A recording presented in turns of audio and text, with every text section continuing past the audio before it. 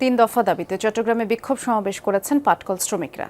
আমিন jute mill সহ বন্ধ সব পাটকল চালু না করলে কঠোর আন্দোলন কর্মসূচির হুঁশিয়ারিও দেন তারা। পাশাপাশি বকেয়া মজুরি পরিশোধের দাবি জানিয়েছেন। রেইনবো অ্যাক্রোপ্লাস্টে অ্যাক্রিলিক এমালশন থাকায় মুছে ফেলা যায় যে কোনো দাগ সহজেই। Rainbow Paints. সকালে চট্টগ্রামে আমিন জুট মিলের প্রধান ফটকে জড়ো হন চাকরি হারানো শ্রমিক ও কর্মচারীরা।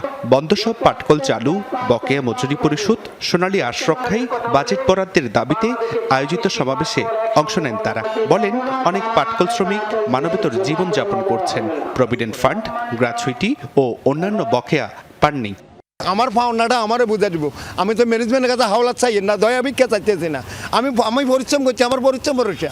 আমার পরিশ্রমের বইটা দিতে এত কোচেমুচি কেন? আমাদের বদলিওয়ালা যে পাওনা টাকাগুলো আছে, আজকে দীর্ঘ 6 বছর তারা কষ্ট করতেছে, লাঞ্ছিত হচ্ছে, আমার বাসায় যাইতেছে, বিভিন্ন ধরনের টাকা পাইতেছে। 26 টিমের টাইম বন্ধ হইল, এখনও অনেক শ্রমিকের টাকা পায় নাই।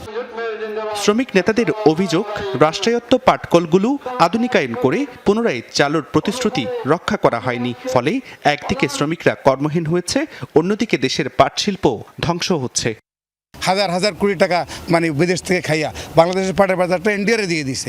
এই জন্য কর্মচারী-কর্মকর্তারা এখনো বলতে আছে 6 বছর তারা বেতন পায়, আর শ্রমিকেরা অনাহারে অর্ধাহারে দিন কাটাচ্ছে। পরিকল্পিতভাবে কোনো ধরনের আমাদের পূর্ব ঘোষণা ছাড়া হঠাৎ করে মিলের হঠাৎ বন্ধ করে দেয়, এবং আমাদের যে পাওনা, অধিকাংশ আমাদের যারা শ্রমিক আছে, আমাদেরকে অনেক শ্রমিকের পাওনা টাকা এখনো বকেয়া আছে। সরকারিভাবে চালু করে তাইলে চালু করবো, আর যদি কোনো লোকের এদের চালু করার জন্য তারা আমরা মেলে ঢুকতে দেব না।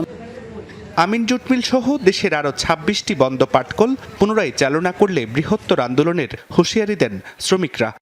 শান্তিপূর্ণভাবে আমাদের আন্দোলন করব, সংগ্রাম করবো। যদি মিল চালানো হয়, আমরা সরকারকে বলবো যে আমাদের মিলটা যেন অতি শীঘ্র চালু করা। কৃষক শ্রমিক জনতাকে সাথে নিয়ে আমরা কঠোর আন্দোলনের রূপ নিব।